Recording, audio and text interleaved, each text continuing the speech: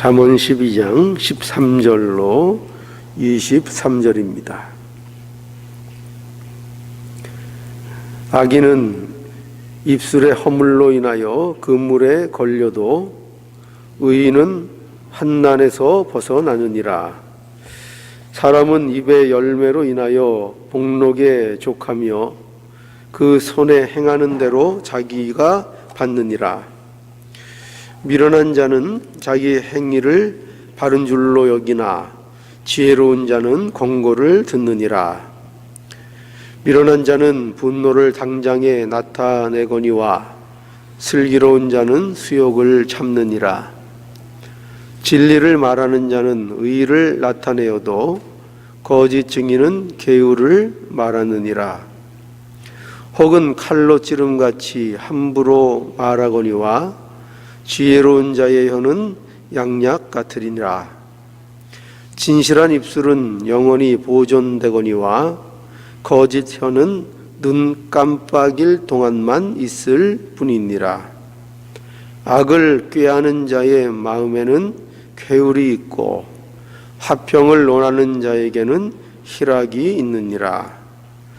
의인에게는 아무 재앙도 임하지 아니하거니와 악인에게는 앙하가 가득하리라. 거짓 입술은 여호와께 미움을 받아도 진실이 행하는 자는 그의 기뻐하심을 받느니라.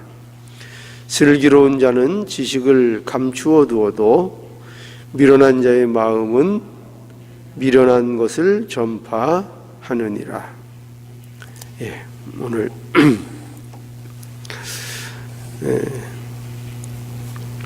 이 읽은 본문의 내용도 우리가 여러 번 살펴본 바와 같이 말의 중요성을 강조하는 그런 내용을 담고 있습니다.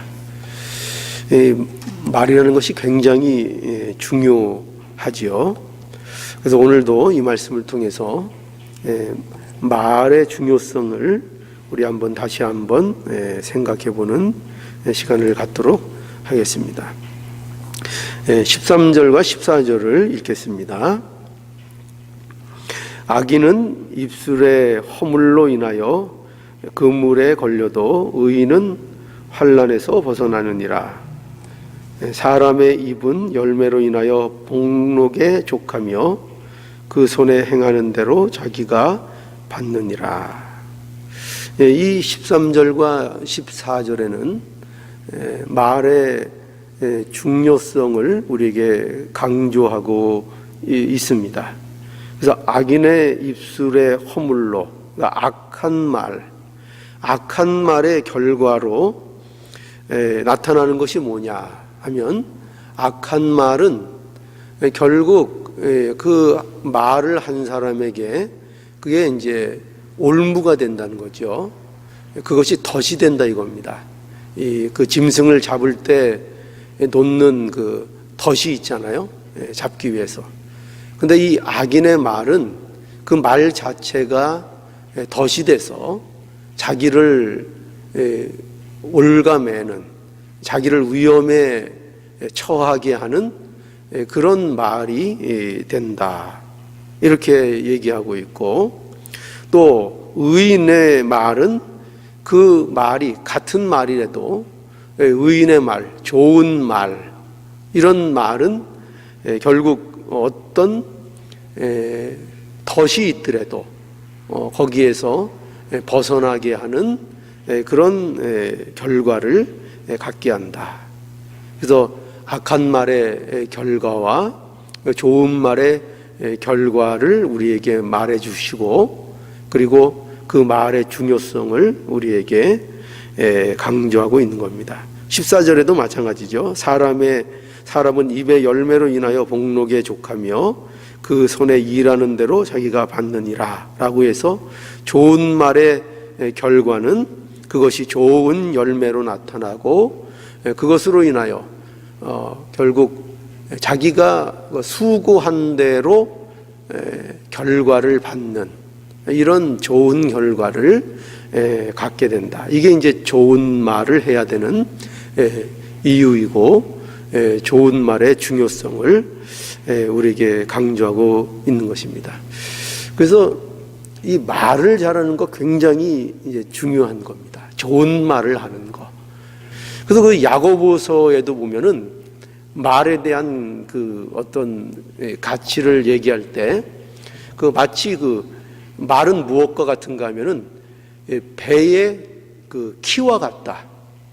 그 배가 이렇게 가게 되면은 배의 방향을 잡을 때에 그 방향을 무엇이 결정하는가 하면은 무엇으로 잡는가 하면은 그 어떻게 보면 배의 전체적인 크기에 비해서 굉장히 작다고 할 수 있는 그 키를 어떻게 돌리느냐에 따라 배의 그 방향이 결정되는 것처럼 이 말이라는 것이 그렇다는 거예요. 사람의 혀라는 것, 이 혀라고 강조되고 있는데 말, 혀, 그것이 우리의 몸에 있어서 굉장히 작은 것이고 그 뭐 보잘것없는 것처럼 여겨지지만 그 말을 어떤 식으로 하느냐에 따라 어떻게 보면은 그 배가 마치 키에 따라 움직이는 것처럼 어떤 방향이 결정되고 하는 것을 이제 보게 된다는 거죠. 그러니까 작지만 굉장히 지대한 큰 영향을 미치는 것, 그것이 이제 말이다. 말의 중요성. 그리고 또 어떤 식으로 말의 중요성을 강조하는가 하면은 말은 불과 같다. 그것이 불이죠. 처음에는 그것이 조그만 무시해도 될 것 같이 아주 조그만 불씨인데 그것이 불이 붙어서 그 산에 퍼지기 시작하면 감당할 수 없는 그 불이 일어나는 것처럼 말이 그렇다 이거죠. 그것이 작은 것 같지만 별거 아닌 것 같지만 굉장히 중요하다는 것을 이제 성경이 우리에게 강조하고 있죠. 그래서 성경은 계속 말에 대해서 강조하고 있고, 그리고 우리가 예수님을 또 말씀으로 요한복음에서는 표현하고 있지 않습니까? 말씀이 육신이 되어 우리에게 안에 거하시는 그 말씀. 왜 말씀이라고 예수님을 그 표현했는가 하면은 하나님을 가장 잘 보여주는 예수님으로서, 그렇죠? 하나님이 어떠한 하나님인가, 그 하나님을 드러내는 하나님의 아들로서 오신 분, 그분을 설명하는 데 있어서 가장 그 적당한 명칭이 뭐냐면은 말씀이라 이거예요. 말씀. 그러니까 이 말이라는 것이 얼마나 그 성경에서 강조하고 있는 중요한 주제인지를 우리가 알 수 있습니다. 그래서 오늘 이 말씀을 통해서 우리가 그러면 어떻게 그러면 우리는 성도로서 기독교인으로서 말을 잘할 수 있는가 할 때 오늘 이 말씀을 통해서는 우리가 한번 성도로서의 말 잘하는 법, 이것을 우리가 한번 생각해 볼 필요가 있는 것 같습니다.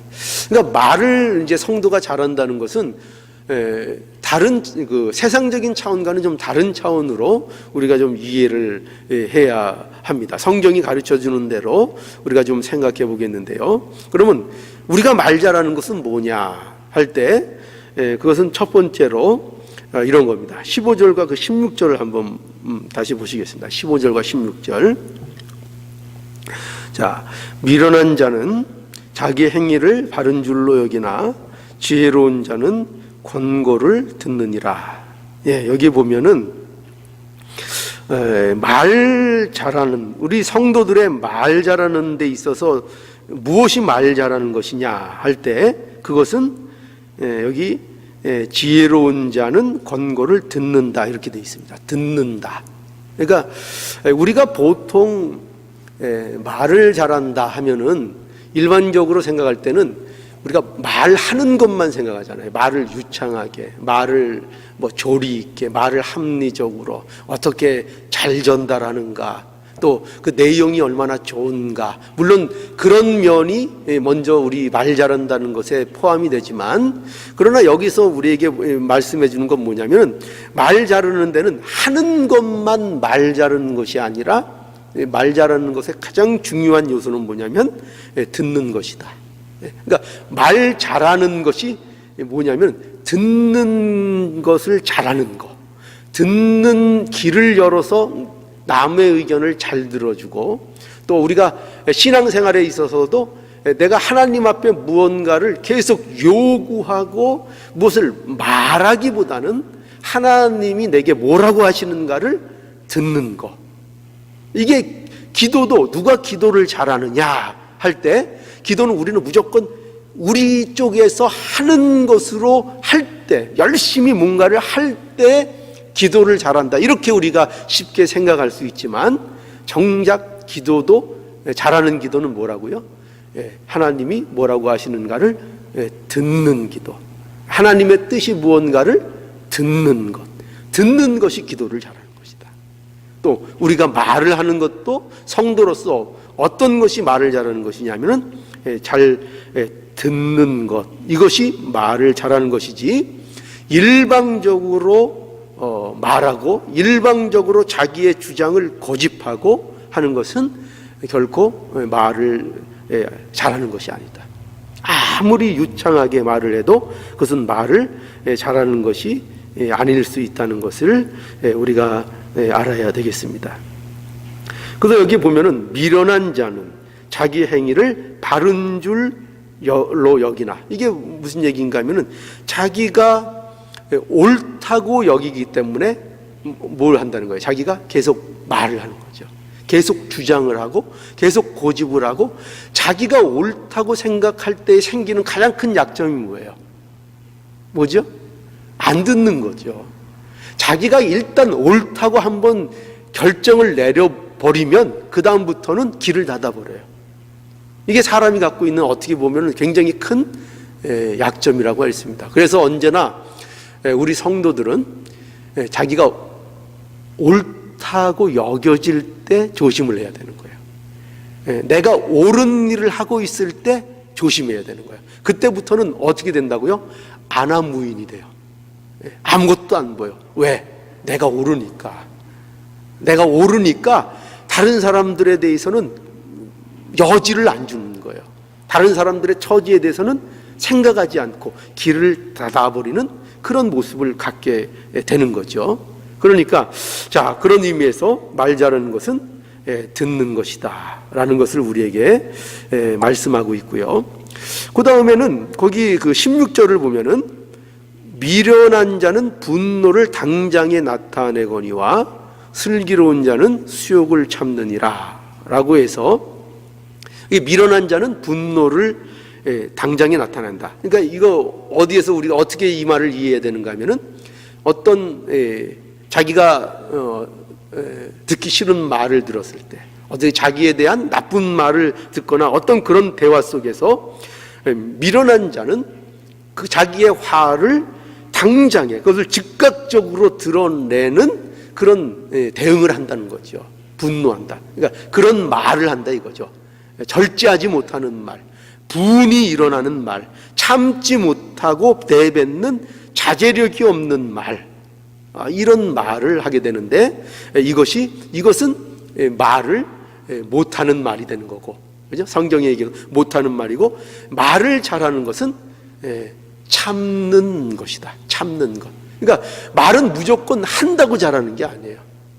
듣기를 잘해야 되고, 참기를 잘해야 되고, 어떤 자기를 공격하고 분이 일어나게 하는 말에 대해서도 당장 즉각적으로 그것을 욱 하고 당장 화를 내는, 그런 내뱉는 화의 말을 하는 것이 아니라 그것을 참는 것, 이것이 슬기로운 자고 이것이 말을 잘하는 것이다. 이것이 기독교인들이 해야 되는 말의 자세다. 이렇게 우리에게 가르쳐 줍니다.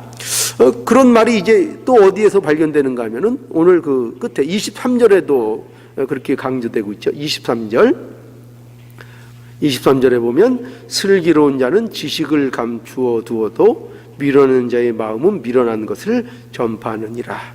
그러니까 이게 뭐냐면은, 지혜로운 자, 슬기로운 자, 또 의인이 하는 좋은 말은 어떤 특징이 있냐면은, 그것이 적절한 그 말을 한다는 거예요. 적절한 말. 그러니까 적절한 그 침묵. 그러니까 때로는 잘하는 말은 침묵이 될 수도 있는 거예요. 우리는 말은 무조건 내뱉어야 말이라고 생각하지만 침묵도 말하는 방법인 거예요. 그러니까 침묵, 적절한 침묵, 말을 할 때와 침묵할 때를 잘 알아서 적절하게 대응할 수 있는 것, 이것도 뭐라고요? 여기 말을 잘하는 방법이 되는 것입니다. 그 다음에 17절부터 22절까지 이 내용은, 여기는 말의 어떤 면을 강조하고 있는가 하면은 진실을 얘기하고, 진실된 말, 그러니까 정직한 거, 거짓이 없는 게 말 잘하는 것이다. 보세요. 17절에 진리를 말하는 자는 의를 나타내어도 거짓 증인은 쾌유를 말하느니라. 또 18절에 혹은 칼로 찌름같이 함부로 말하거니와 지혜로운 자의 혀는 양약 같으니라. 그러니까 이게 뭐냐면 전부 다 진실된 말을 해야 하고, 그 함부로 하는 말, 거짓말, 또 되는 대로 하는 말, 이 말은 못과 같다, 칼로 찌름 같다. 그러니까 이 말을 함부로 하면 안 된다 이거죠. 그러니까 말을 함부로 한다는 건 되는 대로, 아까 그 화날 때 그냥 생각하지 않고 그냥 확 내뱉는 이런 거, 이거 기독교인들이 이렇게 하면 안 된다 그랬죠. 그런 거, 이런 것들이 뭐냐면은 전부 다 함부로 하는 말이죠. 적절하지 않은 말, 아무 생각 없이 내뱉어지는 말, 그것이 뭐라고요? 뭐와 같다고요? 칼로 찌르는 것 같다니까요. 칼로. 우리가 꼭 흉기를 가지고 실제로 남을 찌르고 남을 때려야 때리는 것이 아니라 바로 함부로 말하는 것도 성경에서 이 표현을 어떻게 하고 있냐면 칼로 찌르는 것이다. 칼로 찌르는 것이다. 우리는 얼마나 많이 찔러 보셨습니까? 이 사실 현실 세계에서는 이 아주 악한 사람들, 이런 사람들이 남을 이게 칼로 해하는 거 아닙니까? 그런데 우리도 그럴 수가 있다는 거예요. 말을 가지고. 그래서 말 잘하는 것은 뭐냐, 이런 말이 아니라 진실되고 정직한 말을 하는 것이다, 이렇게 우리에게 가르쳐주고 있습니다.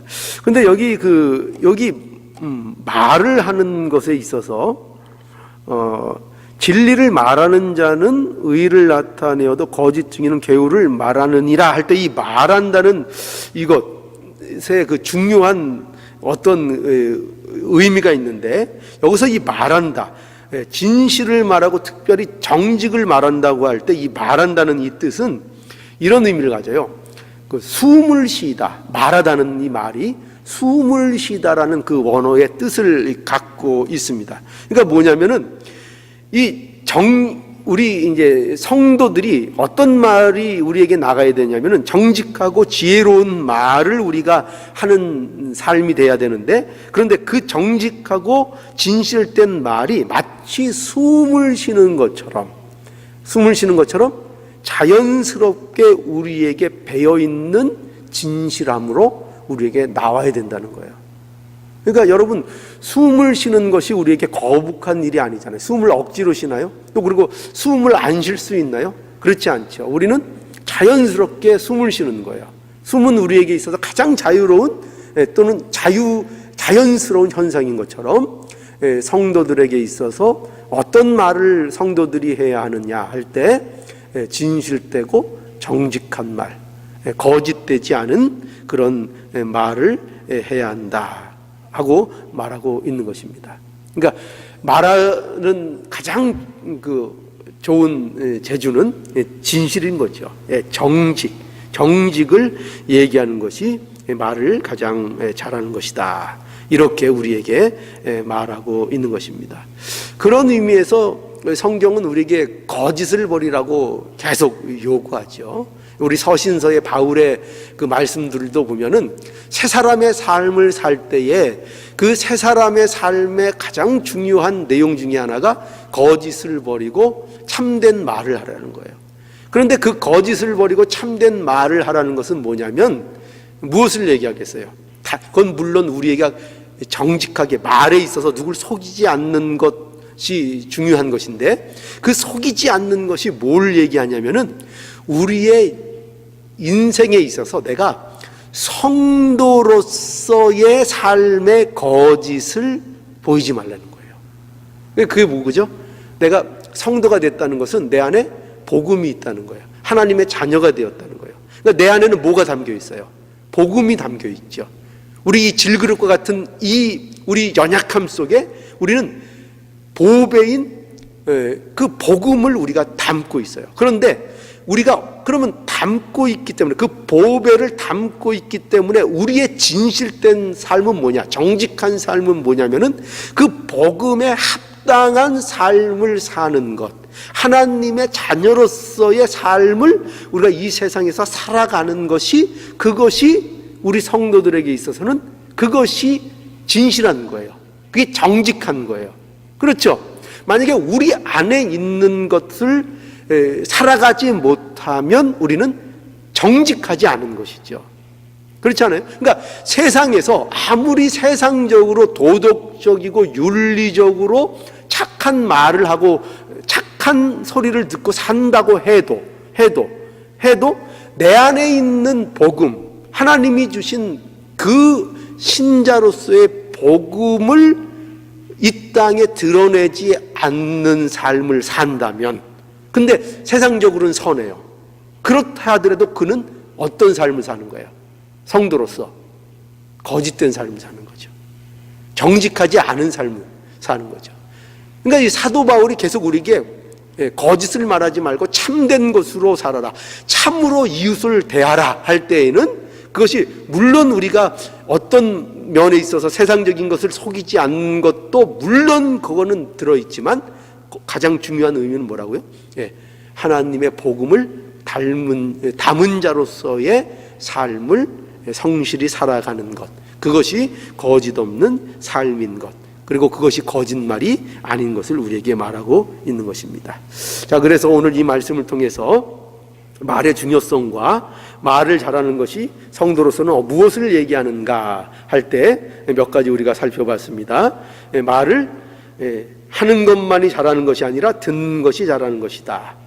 또 말을 그때그때 자제력 잃고 막 쏟아내는 것이 잘하는 것이 아니라 잘 참고 적절하게 침묵할 수 있을 때는 침묵하고 적절한 말을 또 해야 될 때는 말을 하는 그런 것이 말을 잘하는 것이고, 또 세 번째로는 정직한 말, 거짓이 없는 말을 하는 것이 우리 성도에게 있어서는 말을 잘하고 좋은 말을 하는 것이고, 그럴 때에 우리의 이 언어의 생활, 우리의 삶을 통해서 좋은 열매를 맺게 하시고 좋은 결과로 우리에게 나타나게 하시는 하나님의 역사를 경험하게 된다 하는 것을 말씀하고 있습니다. 그래서 오늘 이 말씀대로 저와 여러분들 말 잘하는 삶을 사시고, 그 말을, 좋은 말을 통한 좋은 열매들을 많이 맺혀서 하나님 앞에 영광이 되는 저와 여러분들이 되시길 간절히 바랍니다.